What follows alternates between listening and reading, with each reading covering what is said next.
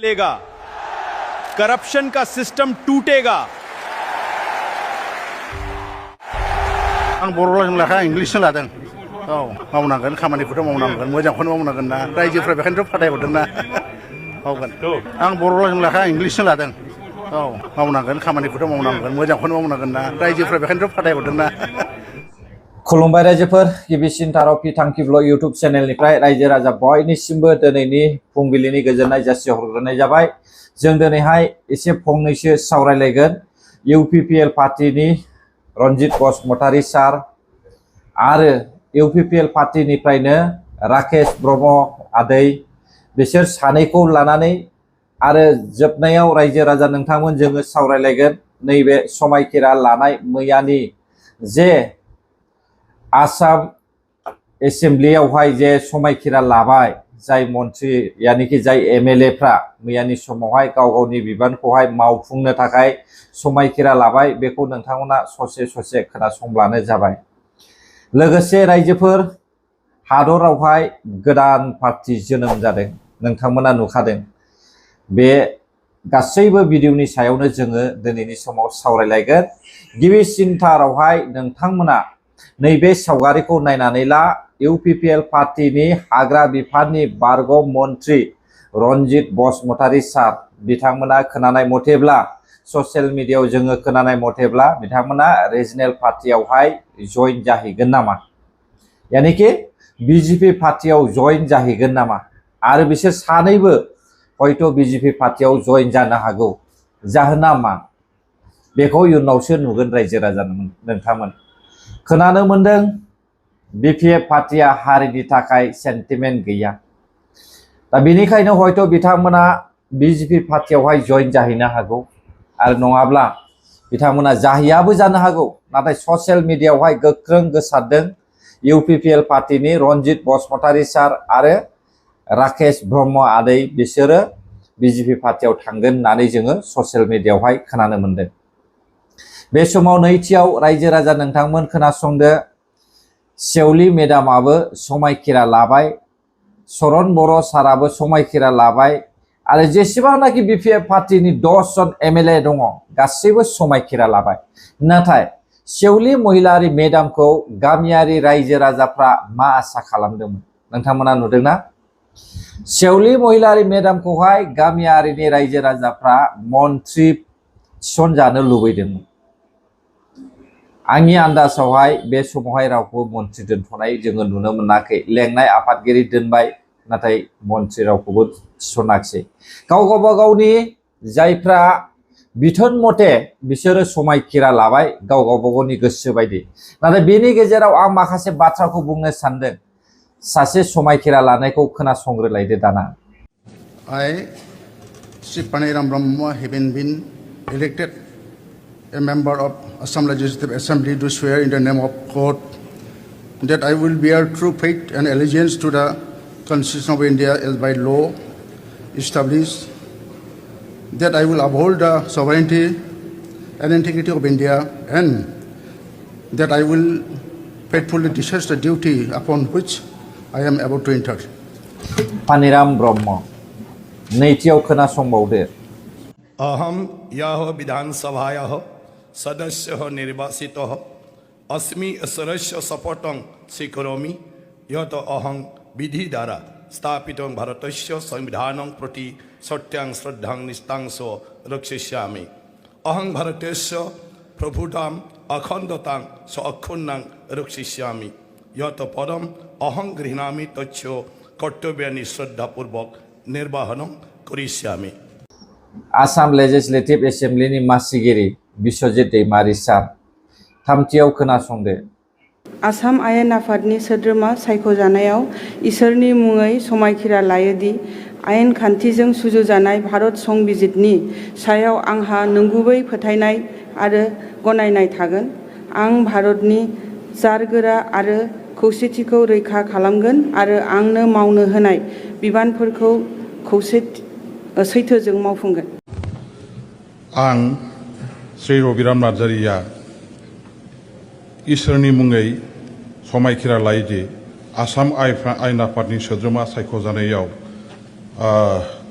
गोसो गोथारै आयेन आफादजों सुजुजानाय भारत संबिजितनि सायाव आंहा नंगुबै फोथायनाय आरो गनायनाय थागोन।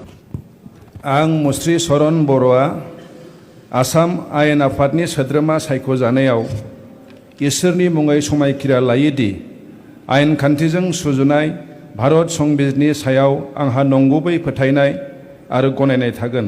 सेवली महिलारी मेडाम गासैबो गावनि बिमा रावजोंनो बिसोरो समायखिरा लादोंमोन, नाथाय आङो नुनाय मथेब्ला सानै सुबुङा लेबेल देखायनाय आङो नुनो मोनदों।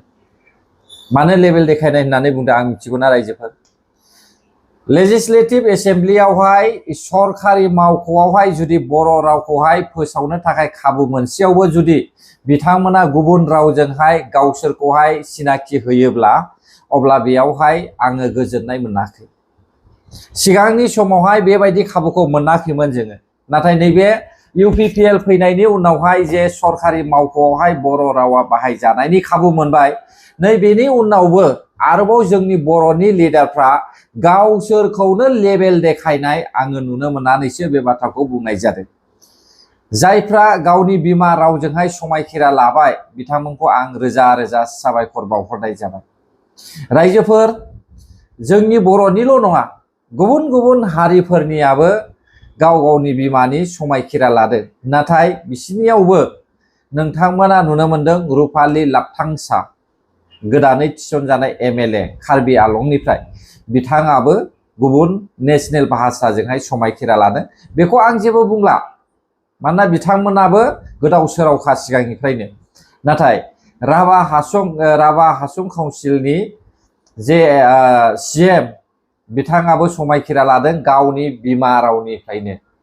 बिसोरखौहाय आङो मोजां मोनो, मानोना सरकारा खाबु होदों नोंसोरखौ गावनि बिमा रावखौनो समायखिरा लानानै गावनि बिमा रावजोंनो रायजो राजाफोरनो फोसावनो थाखाय सरकारा सरकारि मावख'आवहाय खाबु होदों। थेवबो नोंथांमोना गावनि रोंनायखौ लानानै रायजो राजानि सिगाङावहाय लेबेल देखायनायसो जों नुदों माखासे दैदेनगिरि लिडारफोरखौ। रायजोफोर, नोंथांमोना गाज्रि मोना आं मोनथिया, नाथाय बर' रावजोंहाय सुबिदा मोननाय समावहाय गावनि भाषाखौहाय इउज खालाम। जेरै साउथ इन्डियानि मिनिस्टारफ्रा माब्लाबाबो नेशनेल लेंगुवेज बाहाया आरो माब्लाबाबो इन्टारनेशनेल लेंगुवेज बाहाया। बिथांमोना मिथिबायना, गावनि मादार लेंगुवेजखौ बाहायनानै बिसोरो समायखिरा लायो नांगौ समावहाय। अब्ला जोंनि बर'फ्रा फिसासा काउन्सिलनि मानसियानो एसेबां गिदिर गावखौ लेबेल देखायनानै लानाया बे मोजां जायाखै होननानै आं सानदों रायजोफोर, मिथिबाय। दानिया रायजोफोर, हादरावहाय गोदान पार्टि जोनोम जादों। नारेन्द्र मदिनि हेंथा हयथ' बे पार्टिया, मिथिगौ ना? जायखौ नोंथांमोना ससियेल मिडियायाव नुगासिनो दङ, कक्रच पार्टि। बे कक्रच पार्टिया भारत सरकारखौहाय गाख्लायनो, BJP सरकारखौहाय गाख्लायनो थाखाय जोनोम जानाय जों नुनो मोनदों। साननैनि गेजेरावनो 5 मिलियन एबभ बिथाङा दा सापर्टार्स मोननानै दङ, फलोवार्सआ नाय नोंथांमोना। आरो दिनैसिमावहाय बिथांनि फलोवार्सआ गैयाब्लाबो नोंथांमोना नायनो हागोन 8-9 मिलियन, बिनिबो बांसिन जाबाय। आं नोंथांमोननो दिन्थिथ'नाय जायाखिसै। नाथाय रायजोफोर, बे जाहैबाय मोनसे मडार्न जुगनि पार्टि। जायफ्रा बेकार, जायफ्रा सरकारि साख्रि गैया, जायफ्रा ओरैनो फ्रियाव थायो आरो जायफ्रा लेजि, बिसोर बायदिनि थाखाय, सरकारि साख्रि गैयैनि थाखाय, फ्रियाव थाग्राफोरनि थाखाय, ओरैनो बेकार ससियेल मिडियायावहाय मा होनना बुङो नांथाबनानै थाबाय थाग्रा, लेक्सार होबाय थाग्राफोरनि थाखाय बे पार्टिखौहाय दानाय जादों होननानैहाय जोङो मिथिनो मोनदों रायजोफोर। पार्टिनि थांखिया जाहैबाय भारतीय जनता पार्टिखौहाय नासयनाय आरो बिसोरखौहाय गाख्लायफिननाय। बे थांखिखौहाय लानानै नैबे CJP यानिखि कक्रच जनता पार्टि, बे कक्रच जनता पार्टिखौहाय दानाय जोङो नुनो मोनदों रायजो राजा नोंथांमोन। अब्ला रायजोफोर, मैयाथ' समायखिरा लानानै थांबाय, बिथांमोना दा गाव गावनि बिबानखौ मावनो थाखाय राजि जाबाय। बे समावहाय नोंथांमोना नायलांदो माबायदि मावो।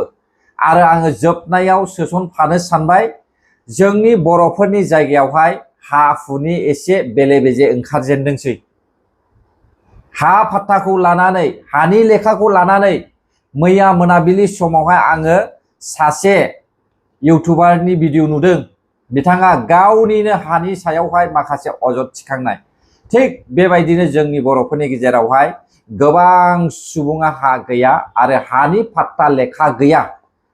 जुदि जोंहा हानि फाट्टा लेखायानो गैयाब्ला अब्ला जोंनि नोंथांमोननि फिसा फिसौफ्रा जुदि सरकारि साख्रियावहाय जुदि मालाबानि समावहाय नोंथांनियावहाय कास्ट सार्टिफिकेट लानानै फै होननानै बुङोब्ला अब्ला नोंथांनि फिसाया साख्रि मोनगोन खोमा। हा? नोंनि हानि फाट्टा लेखा लानानै फै होननानै बुङोब्ला नोंथांनि फिसाया साख्रि मोनगोन खोमा। नोंथांमोना सानो जोङो बेयावनिखा, जों बे हानिनो बिगोमाखा, नाथाय जोङो दासिमबो बे हानि बिगोमा जायाखै। नोंथाङा जुदि हानि फाट्टा लेखा मोनबायब्ला नोंथाङा हानि बिगोमा जाबाय। आरो जुदि नोंथाङा दासिमबो फरेस्ट भिलेजावनो दङ आरो नोंथांनि हाया कास्ट जायाखै, अब्ला नोंथाङा दासिमबो सरकारनि आथिं सिङाव दङ। मिथिबाय दा? दा बेफोरखौ लानानैनो दिनैनि समावहाय रायजो राजाफ्रा साननो गोनां। दिनै BPF खौ सापर्ट खालामनानैहाय बाथ्रा बुंग्रा सुबुंफ्रा बेफोरनि सायावहाय साननो रोङा। आरो सोरबायदि मानसिया हयथ' गावबा गावनि हाया फाट्टाखा जानो हागौ। मिथिबायना? आरो जाय लिडार्सफोर, बे लिडार्सफोरनि हा हुआ गासैबो फाट्टायानो जोबखा। दा बिथांमोना गावसिनि हा फाट्टा दङखाय गुबुन गुबुन हा फाट्टा गैयै, रेजिस्टार गैयै सुबुंफोरखौहाय बिसोरो नासयनो मोजां मोनो। माब्लासिमावहाय होगोन बर' रायजो राजाफोरनोहाय हा फाट्टा? बिथांमोनाथ' बुंदोंमोन सरकार दानाय लोगो लोगोनो जोङो दान मोनसेनि उनावनो हा फाट्टा होगोन होननानैहाय। नंगौना नङा? नायनोसै रायजोफोर, मैया समायखिरा लाबाय, दा सरकारि खामानियाबो जोबथ'बाय होननानै साननानै लादो। बे समावहाय रायजोनि डेभेलपमेन्ट आरो रायजो राजानि हा हुनि रैखाथायनि खामानि मावनांगौआ BPF पार्टिनि दायित्वसै बे समावहाय। ना नोंथांमोना मा सानो? जोंथ' नायगासिनो दङ माबायदि खामानि मावो। अब्ला रायजो राजा नोंथांमोन, आङो UPPR सापर्ट खालामो हिसाबै आं माब्लाबाबो नंखाय बाथ्राजोंहाय आं भिडिअ बानायनाय नङा। आङो जेसेबां हायो एसेबां आङो थार भिडिअखौहाय बानायनो हास्थायगोन रायजोफोर। गोजोन्थों अब्ला जायफ्रा आंनि भिडिअखौ जोबजासे नायबाय। बर' हारि जै जाथों, जै बर' हारिनि।